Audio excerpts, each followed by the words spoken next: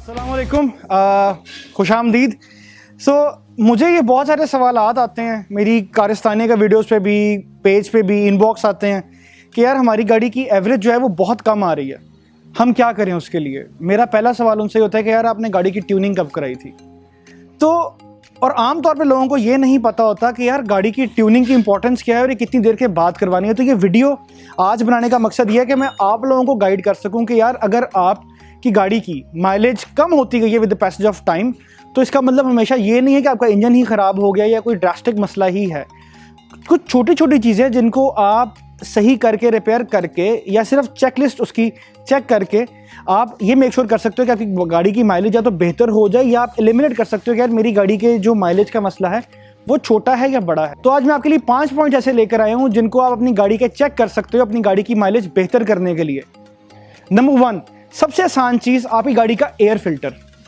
हमारी गाड़ी को स्टार्ट करने के लिए और चलने के लिए कुछ चीज़ों की ज़रूरत है, हवा, फ्यूल और करंट कंबस्शन के लिए।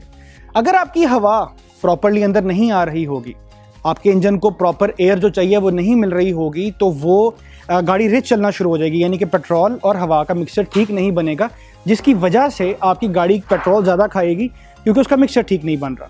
तो सबसे पहली चीज़ और सबसे आसान चीज़ जो आप चेक कर सकते हो अपनी गाड़ी का, वो गाड़ी का एयर फिल्टर है।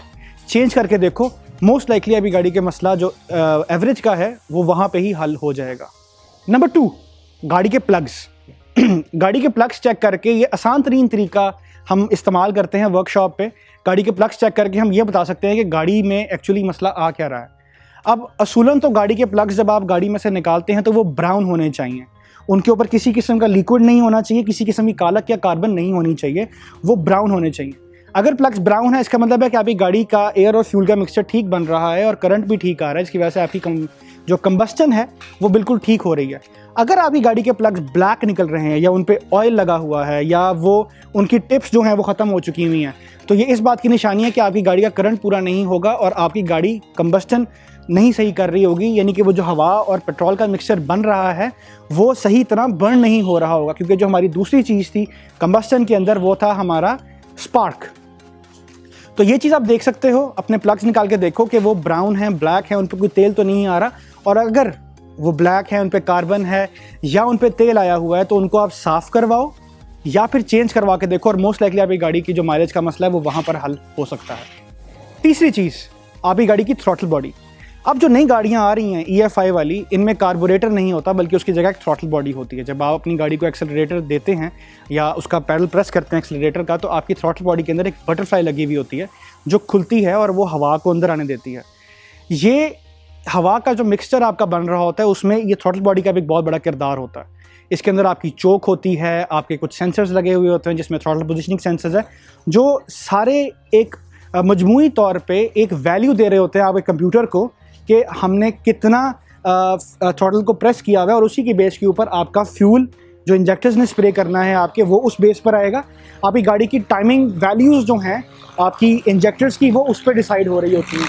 तो अब ट्यूनिंग के अंदर जब हम लोग कारीगर रेस्टोमॉस पे गाड़ी खोलते हैं तो सबसे पहली चीज़ जो मेन चीज़ है उसकी, वो प्लग्स होते हैं, और उसके बाद फिर हम थ्रॉटल बॉडी खोलते हैं उसकी, ये देखने के लिए कि कहीं वो गंदी तो नहीं है। अगर आपकी थ्रॉटल बॉडी कहीं से गंदी है या आपकी चोक ठीक काम नहीं कर रही तो आपकी गाड़ी के RPM स्टेबल नहीं रहेंगे, और RPM स्टेबल ना रहने की वजह से आपकी गाड़ी की जो माइलेज है वो गिर जाएगी, क्योंकि आपकी गाड़ी हर वक्त अपनी एयर फ्यूल रेशो को मैनेज कर रही होगी, कम या ज़्यादा कर रही होगी, क्योंकि वो एक जगह सेट नहीं हो रही होगी। तो ये एक पीरियोडिक मेंटेनेंस के अंदर ये चीज़ आती है। हम रिकमेंड करते हैं कि हर 10,000 किलोमीटर के बाद अपनी गाड़ी की थ्रॉटल बॉडी साफ़ करवा लिया करो। चौथी चीज़, आपकी गाड़ी का कैटालिटिक कन्वर्टर। जो नई गाड़ियाँ आ रही हैं EFI कार्स जितनी भी हैं, वो 660 cc हो, 1000 cc हो, 1500 हो या 2000 cc हो, इसमें चीज़ होती है कैटालिटिक कन्वर्टर। अब असूलन कैटालिटिक कन्वर्टर का काम तो ये है कि ये जो हार्मफुल गैसेस आपके इंजन में से कंबस्शन के बाद बाहर निकल रही हैं, ये उनको रोकता है। बाहर जो कार्बन मोनोऑक्साइड थी उसको कार्बन मोनोऑक्साइड को तोड़कर कार्बन डाइऑक्साइड में कन्वर्ट करता है, जो कि आपके लिए हार्मफुल ना हो। अब ये तो हो गई इसकी अच्छी बात। अब इसका एक बुरा पॉइंट भी है, वो ये है कि जब आहिस्ता आहिस्ता ये अपने अंदर वो कार्बन जमा करता रहता है, उसकी वजह से ये चोक हो जाता है, जिसकी वजह से जो आपका एयर फ्लो है वो रुक जाता है। अब एयर फ्लो दो तरह के होते हैं गाड़ी के अंदर, एक वो जो इनटेक मैनिफोल्ड में है और एक वो एग्जॉस्ट के अंदर है।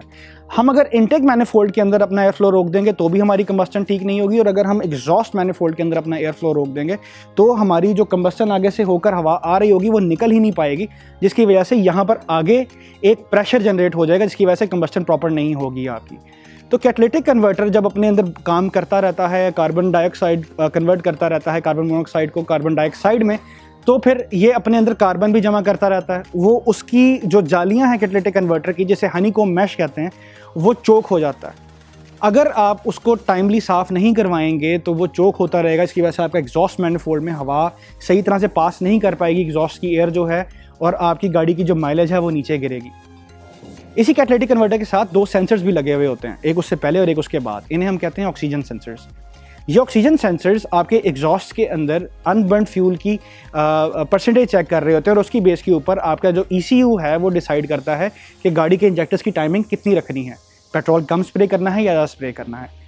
जब आपकी गाड़ी के एग्जॉस्ट गैसेस के साथ कार्बन निकलता है तो वो इनके ऊपर भी एक्यूमुलेट हो जाता है, जम जाता है, जिसकी वजह से ये ऑक्सीजन सेंसर्स सही वैल्यूज़ आपके कंप्यूटर को नहीं दे पाते, और आपका कंप्यूटर सिर्फ गैस वर्क कर रहा होता है कि मैंने अपनी एयर फ्यूल रेशो को कम रखना है या ज़्यादा रखना है। तो वो चेंज होती रहती है, जिसकी वजह से भी आपकी गाड़ी की माइलेज नीचे गिर सकती है। हमारे पास एक गाड़ी एक दफ़ा आई थी, उसका ऑक्सीजन सेंसर कोई चेक लाइट नहीं दे रहा था, लेकिन बस वो गाड़ी की वैल्यू सही रीड नहीं कर रहा था।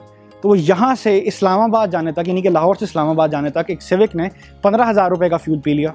कस्टमर हमारे पास लेकर आए, हमने सब कुछ चेक किया, और एट दी एंड जो कल्प्रेट था वो ऑक्सीजन सेंसर निकला। तो ऑक्सीजन सेंसर्स जो हैं वो इतना फ़र्क डाल सकते हैं आपकी माइलेज के ऊपर। जहाँ 4-5 हज़ार रुपये का फ्यूल लगना था, वहाँ पे 15,000 रुपये का फ्यूल लगा। तो कैटालिटिक कन्वर्टर के साथ साथ आप अपने ऑक्सीजन सेंसर को भी साफ़ करवाएं, मोस्ट लाइकली आपका मसला यहाँ पे हल हो जाएगा। पांचवी चीज़, आपके इंजेक्टर्स गाड़ी EFI गाड़ी के अंदर फ्यूल स्प्रे करने का काम करते हैं। जो कार्बोरेटेड गाड़ियाँ थी उनमें तो फ्यूल कार्बोरेटर में स्प्रे हुआ करता था, और वो आप एक नट पेज से उसको कम ज़्यादा कर सकते थे उनके जेट्स के लिए। जो EFI कार्स हैं इनके अंदर ये वाला काम इंजेक्टर्स करते हैं, जो कि आपके इनटेक मैनिफोल्ड के अंदर फ्यूल स्प्रे करते हैं, और फिर वहाँ पर हवा और फ्यूल का मिक्सचर बन के आगे आपकी कंबस्टन चेंबर में, यानी कि आपके इंजन में जा रहा होता है। अगर आपके इंजेक्टर्स में मिट्टी होगी, अगर वो चोक हुए हुए होंगे, या वो प्रॉपर्ली बंद नहीं हो रहे, यानी कि उनमें लीकेज है, तो आपकी माइलेज कम हो सकती है। अब इसका आसान तरीन हल ये है कि अपने इंजेक्टर्स, जब भी आप गाड़ी की ट्यूनिंग करवाएं, अपने इंजेक्टर्स खुलवाकर किसी अच्छी वर्कशॉप पे जिनके पास इंजेक्टर क्लीनिंग की या इंजेक्टर टेस्टिंग की मशीन हो, टेस्टिंग मशीन पे लगवा के ये चेक कर लीजिए कि वो कहीं लीक तो नहीं है, या उनका जो स्प्रे पैटर्न है वो बराबर है। ऐसा तो नहीं है कि एक इंजेक्टर जो है वो 1 ml फ्यूल स्प्रे कर रहा है और दूसरा 1.5 ml स्प्रे कर रहा है। तो यार ये हैं कुछ छोटी छोटी चीज़ें जिनका अगर आप ख्याल रखो तो आप ये मेक श्योर कर सकते हो कि आपकी गाड़ी की माइलेज जो है वो बेहतर से बेहतरीन तर हो जाए। याद रहे कि आपकी गाड़ी की माइलेज का जो इन्हिसार है वो इन सब चीज़ों के अलावा आपके ड्राइविंग स्टाइल या ड्राइविंग पैटर्न के ऊपर भी है। तो अगर आप गाड़ी को बहुत ज़्यादा खींचते हो या हाई रेव करते हो तो अभी गाड़ी की माइलेज ऑटोमेटिकली नीचे आ जाती है। हम लोग कस्टमर्स को ये रिकमेंड करते हैं अगर आपकी गाड़ी मैनुअल है तो आप 2500 RPM में अपना गियर चेंज कर दिया करें, और अगर आपकी गाड़ी ऑटोमेटिक है तो कोशिश करें कि आप पैडल को जो है एक्सीलरेटर पैडल को जो है नॉर्मली ज़्यादा प्रेस ना कर रहे हों, क्योंकि इससे भी 4-5 किलोमीटर पर लीटर का हमने फ़र्क पड़ता हुआ देखा है लोगों के ड्राइविंग पैटर्न से।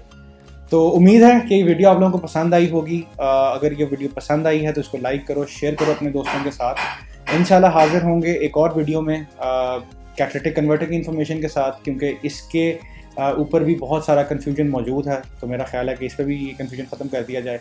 और अगर आप चाहते हो कि ऐसी छोटी छोटी वीडियोस आपको और आती रहे तो हमारा इंस्टाग्राम पेज, उसका लिंक ये नीचे दिया हुआ है, इसको लाइक सब्सक्राइब कर लो ताकि आपको ये इन्फॉर्मेशन मिलती रहे। तो मिलते हैं अगली वीडियो में, तब तक अपना ख्याल रखो। टेक केयर, अल्लाह हाफ़िज़। हमारा कंटेंट पसंद आया तो सब्सक्राइब कर लें और नीचे दी गई हुई बेल आइकॉन पर भी क्लिक कर लें ताकि जब भी हम कोई नई वीडियो डालें तो आपको टाइमली अपडेट्स मिल जाएं। अगर आपको हमारी ये वीडियो पसंद आई है तो लाइक करें, कमेंट सेक्शन में हमें अपनी फीडबैक से आगाह करें और अपने दोस्तों के साथ भी शेयर करें।